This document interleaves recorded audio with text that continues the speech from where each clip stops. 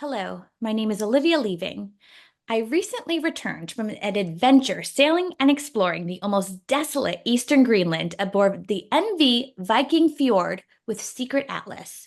What is Secret Atlas, you ask? Secret Atlas is a specialized expedition company offering intimate, small group voyages to some of the world's most remote and pristine destinations. Their unique approach, termed expedition microcruising, accommodates about 12 guests per voyage, ensuring a personalized and very immersive experience for deeper exploration, like my trip to Eastern Greenland, for instance. Today, I am here with Michele D'Agostino, who co founded Secret Atlas in 2019. Together, we will delve into what exactly a microcruise is, the inspiration behind focusing on small group expeditions to the polar regions, and how Secret Atlas collaborates with US-based travel advisors to bring those one-of-a-kind, and I mean really one-of-a-kind, experiences to clients looking for something extraordinary. All of this and more today on Insider Travel Report.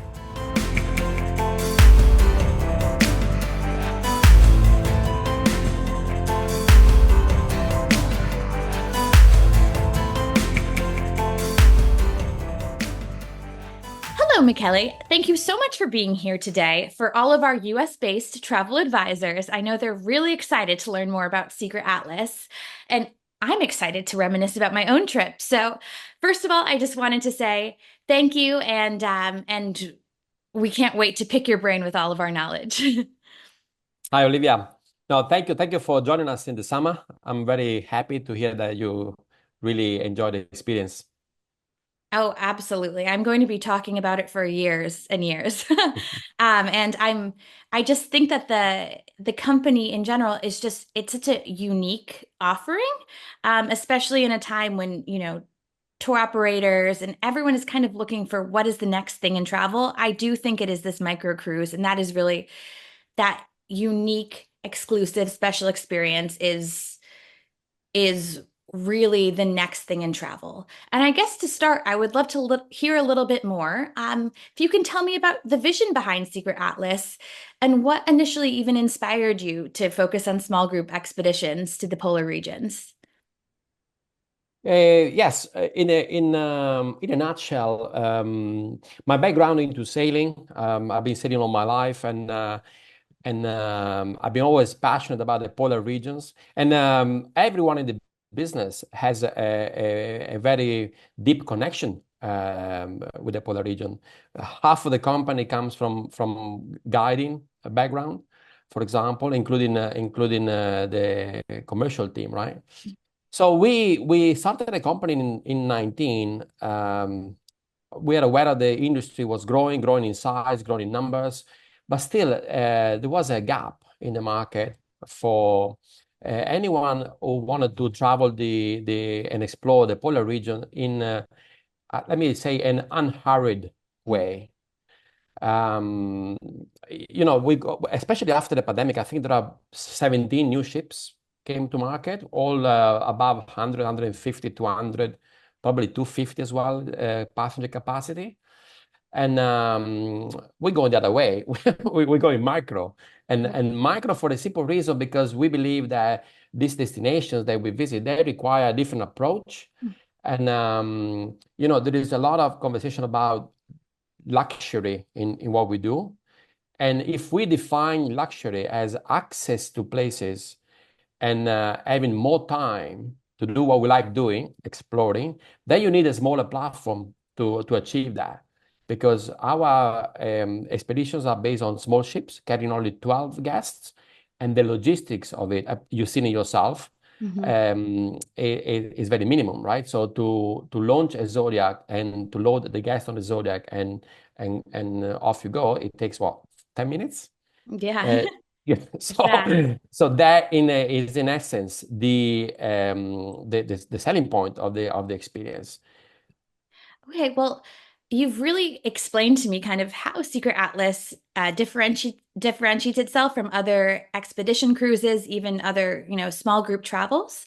And it really does have this unique offering on the market. I think for our advisors, we would love to hear a little bit more about what exactly a micro cruise is and how that is different from the traditional expedition cruise, and what specific benefits does this type of travel have for guests? Well, let me start saying that what we do is nothing more than a safari in the polar regions. Mhm. Now, if you do a safari in Africa, most likely you are on a small jeep with 5 people. I've never seen a group of 100 or a group of 200 on a Mhm. safari in Africa, right? True. So that is just to position the experience. So that when it comes to an expedition, microcruise in particular, well, as I mentioned before, we have a small platform, a small ship with 12 guests only. Um, we don't have any set itinerary or set schedules, just for the simple reason that we're dealing with Mother Nature. Mhm. Mother Nature dictates Right. the pace of the expedition, Everything. right? And that is the biggest differentiating point from a larger expedition ships where everything is scheduled and everything is on an itinerary.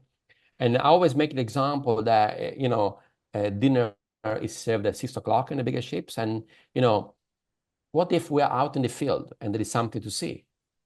Mhm. Do we want to really leave the field and come back to the mothership because dinner is served? We don't do Right. that. We just let Mother Nature to dictate the pace of the expedition, and the rest, meaning when we go, when we go dining or when we go to bed, is secondary in a way. We know sometimes happens also that we wake up people at night, in the Mhm. middle of the night, because there is an amazing wildlife scene to witness, right? We knock on the door. We say, "Hey, there is polar bear out there. Do you want to go and see?" And no one complains so far. But that's the nature of the expedition. It's a smaller group, more relaxed, I guess. It's a more authentic experience ultimately, and it's very similar to a safari in Africa. I think that's a more fitting comparison. That's a great comparison. And as someone who normally prioritizes sleep, I was happily woken up in the middle of the night a few times for magnificent Northern Lights viewing. So you would not experience that on any bigger ship. And you can sleep when you're home, right? So it was the spontaneity of it all really did feel like you were traveling in nature and with nature as opposed to traveling through nature. So I absolutely understand that comparison to the African safari. And now, the words conservation, responsible travel, they're all buzzwords for 2025. What impact do you believe these small group expeditions have on the polar regions compared to those larger scale tours? Now, that's an interesting question. I think we're all aiming at minimizing our impact to the place where we go, right? And we explore. So I would say that everything starts from the size itself. So we have a clearly lower footprint. It's only a group of 12. Mhm. And, when it comes to responsible travel, I think it's part of how we do things. You've been to Scorbisund, this little village in the middle of nowhere in 71 degrees north in East Greenland, right? And there is one supermarket who gets stock every year twice, right, in the summer. Mhm. So a responsible approach would be do not shop at a supermarket. It's a simple thing like that because I mean the suppliers are there for the locals, only 350 inhabitants. So if we go there and we start, you know, buying our chocolate at a supermarket, it's gonna destroy the supply for the locals, right? These are little things. We hire locally as well. We wanna our guests to experience how the local culture works because Right. sometimes it's completely different from, and probably that is an attraction in itself. Mhm. We have local guides. That's Mhm. another angle I would say that help making this project more responsible from a possibility point of view. Absolutely. And I know that now that we're talking about it, all the US based agents are watching it saying, okay, so how do I work with you further? How does Secret Atlas work with US based travel agents to bring these unique experiences to their clients? And what kind of support and resources do you provide for agents? No, so we provide training, a lot of training on product training, because the first thing first is we don't want anyone to oversell this product. We need to undersell and over-deliver from an ethical point of view as well. And we provide any marketing support, brochure, white label brochure, and so on and so forth. Most importantly, I think we provide support in who is the right client for this product, right?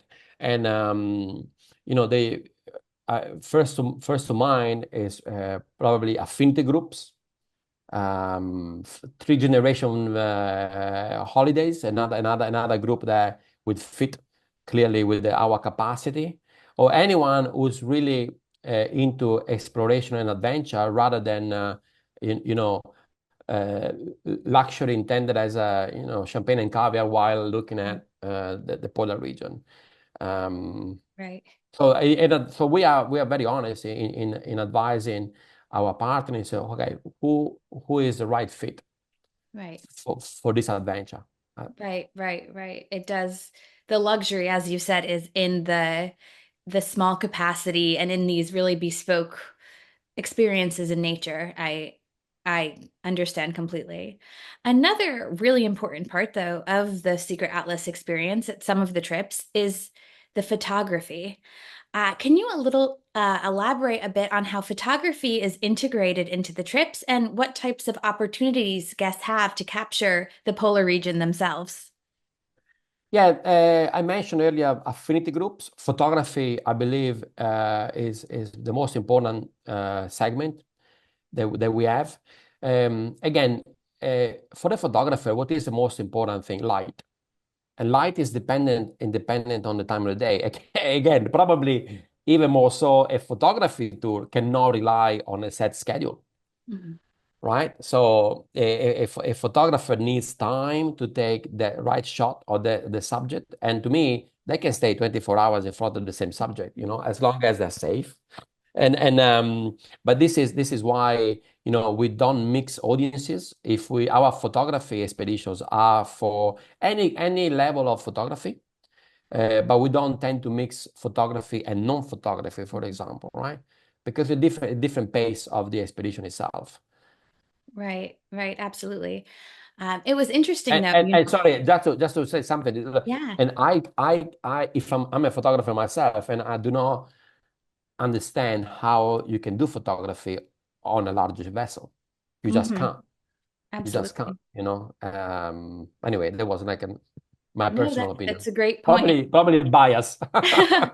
Well, on the other side of things, I would love to call myself a photographer, but I think I'm more of an iPhone photographer. But even though I went on a photography voyage, I thought it was still very interesting because you really learn about how to look at nature through a photographer's eye. So, whether you are a novice or whether you are an extraordinaire with four cameras. If you have an interest in photography, I found that the photography trips really do kind of bring that other level, and you actually leave with more skills than you came with, which is you can't say that about every holiday you take, right? So Yeah, speaking to for a that, reason we don't yeah, we don't call holidays this kind of products, right? no, okay, tell me what you call it then. Well, it's expeditions, Expedition, exploration, absolutely, adventures. It exactly, definitely it definitely is a transformational experience for most. right, The guests are all extremely well traveled, but then we tend to have guests coming on board and ambassadors for the polar regions going home. right. I There love is there that. is all program on board of lectures that help you understand the fragility of the ecosystem that we visit, Absolutely. and yeah, so it's a transformational experience for someone. Absolutely. And that's why, yes. So a holiday would be one where you don't come home changed and you don't come home with photography skills and you're not caring anymore about the region. But this is an expedition where it really does give you something that hopefully, you keep inside, and that is worth more than any trip, any expedition, certainly worth more than any holiday. um, but speaking to that, a lot of the transformation comes from the guides and those who are leading us because, we would be nowhere without them. How does Secret Atlas shape its and find its expedition leaders, its guides, its photographers, and how do they contribute to the guest experience on the micro cruises? No, that's a good question. Ironically, they find us. Mhm. Is that a way around? Because guides have been working on larger ships. They know what the dynamics are when you are a group of probably 10, 15 guides working for 100, 150 guests, right? And they come to us because they see how much deeper and better the experience also from a guiding perspective, having to deal with a group of only 12. They create a probably deeper bond also with the guests. And our guides are, on average, they have more than 15 years experience, and each, so they're super well traveled and experienced staff. And their goal is to educate the guests and make them explore in safety, of course. That's safety is paramount. And as I said, it's a small group of 12. So every guide has only six on the Zodiac, as Mhm. opposite to 10 or 12 from a larger ship. So you Right. create the personal bond. And we're seeing it now, the returning guest, because, there is not such a thing as once in a lifetime. This is not a once in a lifetime. Most people come back to the polar Yeah, regions. that's true. And they most likely requesting the same guides they went with it the first time. Wow. So we've seen that loyalty That's loyalty and for impact. guests, loyal with the company and loyal to the guy that took them out exploring. Wow. No, that really does say something about them as guides, doesn't it? I would be remiss to not talk about or mention the food on board because the cook too. I don't know how he did it cooking. Though we were a small group, every single meal just felt the only way to say is perfectly done. It was perfectly executed, and all of the guests I was traveling with were very well traveled, and many said that this was some of the best food they've had at sea. And it is kind of that same thing, right? With 12 people, and you eat alongside your guides, and it's kind of a bit of a family type atmosphere, which I appreciated too, being a solo traveler. And speaking to the MV Viking Fjord and all of the ships used in Secret Atlas's collection, can you tell me a little bit about how they're specially equipped or designed to enhance that small group experience in such remote areas? Yeah, it's sometimes I look at our own marketing, and our own marketing is not really pushing the platform, the ships. It's more pushing the experience in itself. Mhm. Having said that, the ships are extremely comfortable. Both the Viking Fjord and the Freya are highly rated when it comes to ice class. Means that they can go to places where other ships cannot, and that's an advantage, being able to sail into the ice edge. They're very comfortable. We have a combination of double, twin, single cabins, open door policy in the bridge, observation lounges in the bridge, plenty of decks where to do observation. So you mentioned, yes, the food, it's a given, right? That these are high ticket experiences, and every little detail is taken care of, including of course what is served during the meals. And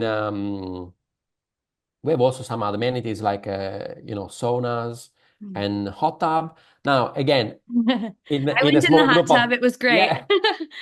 yeah, it's a nice touch, I think, because Mhm. you're out there in nature, and it doesn't hurt to have some time in a hot tub Right. or Watching the fjords pass by and an exactly, IPA in your exactly. hand. Couldn't ask for more. Yeah.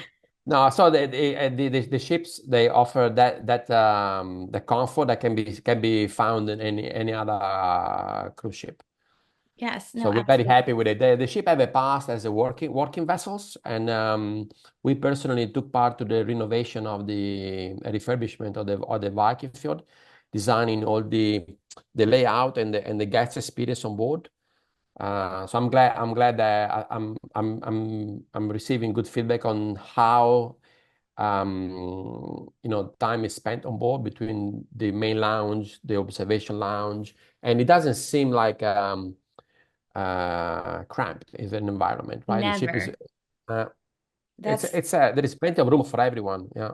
absolutely. That's one thing that all of the guests on my voyage said that it's easy to actually, feel like you have your own space. And I think that is really thanks to the design of it. Yeah.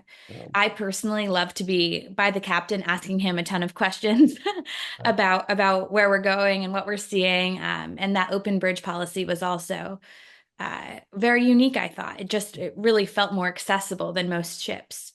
It's where everything happens, right? I mean, the captain and the expedition leaders, they work out the plan on a daily basis. So being able to witness that gives you an understanding of also, the critical aspect of the expedition. It's not like, I mean, it's still sailing in high latitudes, plenty of challenges, but being part of it and be there when that happens, I think is an extra level of experience, right? Absolutely. And looking to the future, kind of to wrap up, how do you see Secret Atlas's role evolving in the polar regions? And how do you envision continued collaboration with the travel trade to continue making these expeditions accessible for adventurous travelers? Yeah, it's not a secret that demand is growing. Mhm. More and more players are coming to market. I personally also believe that the places we visit will be more and more regulated, and regulation will happen in limiting the size, limiting the capacity of the ships to get to places, right? So for us, starting from the small spectrum of the industry carrying only 12 guests, we welcome regulation because it will not really affect our product and our experience. And for the future, we need to expand. We did already a season in Antarctica last year. The ship that we used to charter now has been decommissioned, so we don't have any more product in Antarctica for the 25 season, 25, 26. But we're working on that. And we welcome the travel trade because they will be instrumental in helping us taking the products to those guests. They rely on advisors to plan their adventure, right? And Absolutely. so we're working on a stealth project. Hopefully, we can shed more light on it very soon. Ooh, exciting, keeping us on our toes. Well, well, thank you so much, Michele. This conversation has been invaluable for our travel advisors to learn more about the unique worlds of microcruising and the incredible, and I mean incredible, experiences that Secret Atlas offers. I look forward to joining you again somewhere on the high seas. uh, and for now, this is Olivia leaving for Insider Travel Report.